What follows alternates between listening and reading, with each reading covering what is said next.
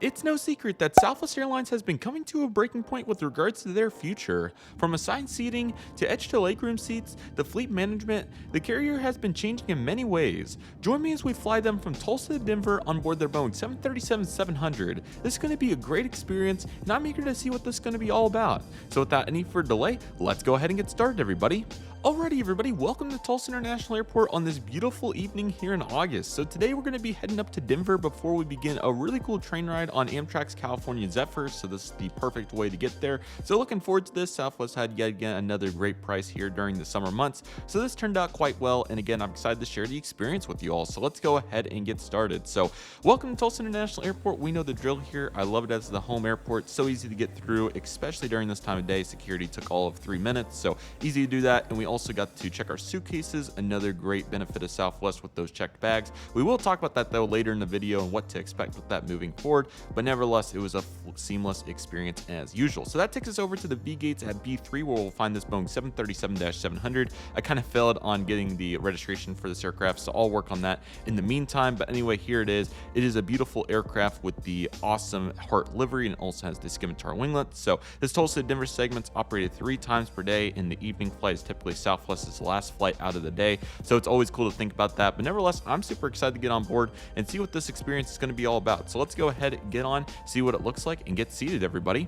Alrighty, everybody, and welcome to seat 18A here on this Boeing 737-700. So this will be a sufficient seat here for our flight today. So I really hope all of you enjoy this. Let's go ahead and push back and taxi out to the runway for today's departure and get into this takeoff, everybody.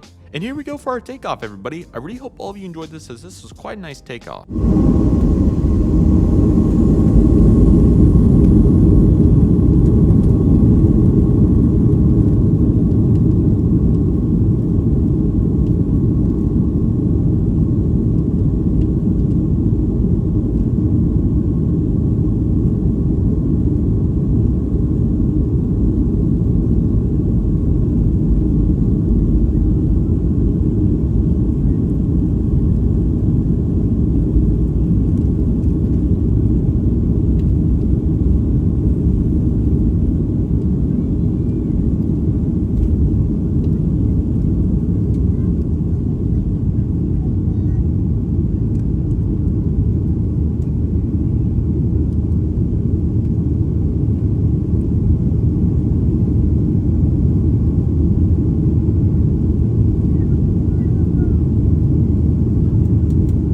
Everybody, so let's get into our cruising session here on Southwest in the 737-700. So this aircraft's November 7745 Alpha, which is a 16-year-old Boeing 737-700, so one of the middle tier ones, not the oldest but also not the youngest too, trending towards the younger side though, regardless of the case. So of course we know these aircraft had the CFM56-7B variant, so that's pretty cool. The Airbuses had the 5B CFM, so cool to think about that and all of what comes with that. And this is a 7BD, by the way, for its particular type. So this aircraft actually started with AirTran, which is really cool, as November 326 Alpha Tango, and that was back in 2007, and then it stayed with them until the merger in 2014 with Southwest. They took it over, and that's since where we've been. So yeah, it's pretty cool. Just getting into some quick information if you don't know about the Tulsa to Denver route. Pretty simple. Southwest and United flight, you can usually find 7 flights a day, but it will vary per season. You'll also find that Frontier operated this service many times in the past. The last time was in 2022.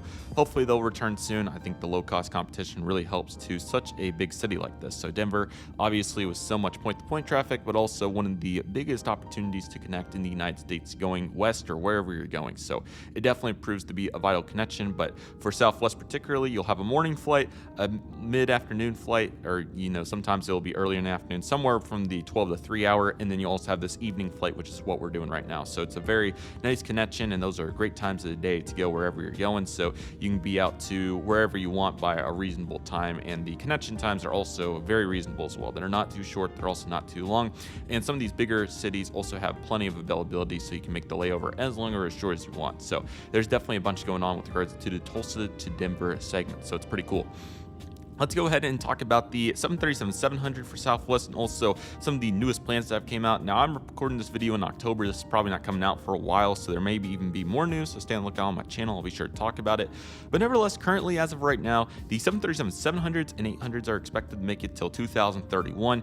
In my opinion, I think this is absolutely a dumpster fire for the 737-800s because some of these aircraft, they took quite an effort to, obviously get them into service, especially the 8H4 variant, which they had quite a disagreement with the pilot unions. That took so many finances and time to get that sorted out. But regardless, whatever the case is, 2031 is the expected retirement date. Additionally, they are going to retrofit the 737-700s and 800s with the extra legroom seats. So this will take the 737-700, I believe, down to, I think it's 136 seats, but I think it's like -6 seats or so. So that'll definitely be a tremendous difference, but I think it should help out revenue wise. We'll see how it is long term. Now, Southwest originally was trying to get rid of these much sooner, but they have over 350 examples of the type, so they're definitely not going anywhere anytime soon. And these aircraft are also vital to Southwest's success in markets like Tulsa and others. They also have some smaller operations, including cities like Wichita and thinking about the Rochester, New Yorks of the world, or even like Bozeman, Montana. Some of these aircraft during select times of the day, particularly those morning flights and the evening flights, during times of year, definitely need less seats than what the 737-800s and MAX 8s present, which is closer to 175. Another huge benefit of the 737-700s is you only need 3 flight attendants, 50 passengers per flight attendant. So obviously, if you stay under 150, you don't need the 4th flight attendant. So that's another huge benefit to that. So with that being said, obviously we're going to retrofit these aircraft, and then Southwest's goal is to continue to get the MAX 8s in the service, which I think they still have over 100 of those on order, maybe 150. And then they also have over 350, or it's like 300, I'm forgetting the actual number, but over 300 737 MAX 7s on order, which is still yet to be certified. Boeing has all kinds of issues. I made a video on that, so feel free to check it out. But anyway, we'll see what the future looks like for that, the MAX 10 and their other projects. But as of for Southwest, the MAX 7 is a pivotal piece of their future. So they really need to get that in the service so that they can slowly but surely start to, obviously phase out the 700s. But until the MAX 7s start to come into service, they're not going anywhere. They're a pivotal asset for these markets, as I mentioned, and they're definitely going to be vital for the future of Southwest and their success. So it's going to be interesting. I think the consolidation concepts there, but I think that the manufacturing, the way they're choosing to do it, it's not. The 737 MAX has arguably been one of Boeing's biggest failures with regards to obviously profit and other factors that are super important, and 100% most certainly safety and what happened with that. So I'm really hopeful that it improves. Obviously, it's just a rushed product that was trying to compete with Airbus on the Airbus A320neo family aircraft, and it didn't go very well. So hopefully, they're able to continue the refine any issues that are remaining and any of what else is coming up in the future. So we'll definitely keep our eye on that. But that's the current status of that. Also, the extra legroom seats are going to be rolling out here in the near future, and I believe they're going to start assigned seating in early 2026. So we'll keep our eye on that as we move into the future. So yeah, it's definitely interesting. Feel free to go look around into some 737 MAX news. It is really fascinating, but once again, until the MAX 7 comes out, don't expect much progression here in these 700s. We'll continue to fly. So yeah, it's great to fly them, and they're honestly really cool aircraft. I like the padding on the seats, and it's all really good. So enjoying that while we have it. So yeah, anyway, getting into some final details here before we descend. We also had a really cool sunset on this flight. This is one of the toughest segments to get a good sunset on because it seems like every time I've flown it during light hours, it's been during the summer, and the nose pretty much is right up against the sun, so I can't really get a good angle of the sunset during that time of year. And I really hope to fly in the winter sometime, but I'm always usually spotting at Denver or whatever the case is, so I never get to fly it when there's a sunset, and it would be amazing off of that side that's facing towards the southwest. But unfortunately, it just hasn't worked yet. So hopefully it'll happen sometime. But that was just another cool note when I was looking back through this. There was also some very cool clouds on this flight as well, so another interesting note. But last but certainly not least, the final part I want to talk about for this video is what to expect coming up on this trip. So this is the California Zephyr trip from August of 2023. That was super fun. So we're flying Southwest here to Denver, and then we'll make a video on the California Zephyr going from Denver to Emeryville, California, which is San Francisco. It was a really awesome train. It was a 2-day experience, wonderful time. I'll be sure to share that, and it was quite awesome. So look forward to covering that with all of you, and I really hope all of you are excited for it. Then we'll go spotting at San Francisco, and then we'll start the trek back, which was super cool. So we fly the JetBlue Boston Celtics livery. So first trip report on JetBlue was a special one from San Francisco to Los Angeles, a United 737-300 from Los Angeles up to Denver again, and then we'll fly the Mesa CRJ-900 back into Tulsa. So I did decide to do individual trip reports for all of these because the JetBlue flight especially, I've never covered them, so I thought it'd be cool to cover them, along with the flight on the Mesa 900. It's an interesting product, and that airline I really would like to kind of talk about. So I thought that all of it ended up working out. The flights were cool enough to do its own video. However, following this trip though, there's a bunch of Southwest day trips, so I'm probably going to put them, I'm not going to put every single trip in the one video, but for the rest of the 2023's flights, it will be very consolidated. We'll move through it very efficiently, but also get the concepts out. There's still a bunch of cool flights. The Breeze flight was awesome, so we'll definitely be making a video on that individually. And there was a couple others as well. So 100% expect videos on all that, but we're going to move through this year pretty quick so that we can accelerate to the Hawaii and West Coast trip from winter 2024. I'm excited to share that. And now we'll continue moving through the process. I've done a bunch of flights, so just trying to keep it at a reasonable pace for all of you, so all of you can continue to enjoy it as it comes out. But nevertheless, here we go into our approach for Denver, everybody. I really hope all of you enjoyed this. I think we landed on runway 35 left. I think I might be wrong though. It's been a while. So anyway, I really hope all of you enjoyed this. It was a great flight, and if you have any questions, feel free to comment below. But let's go ahead and dock up and take it over there after our landing. I hope you all enjoy.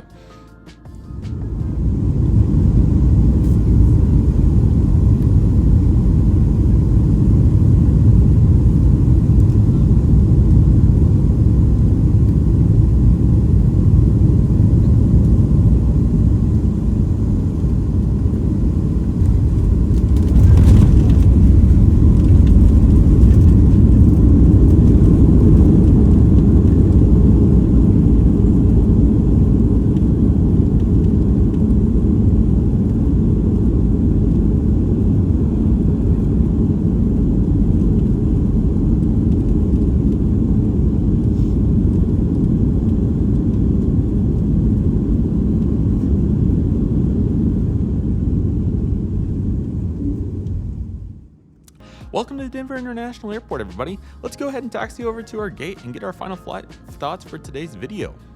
Thank you all.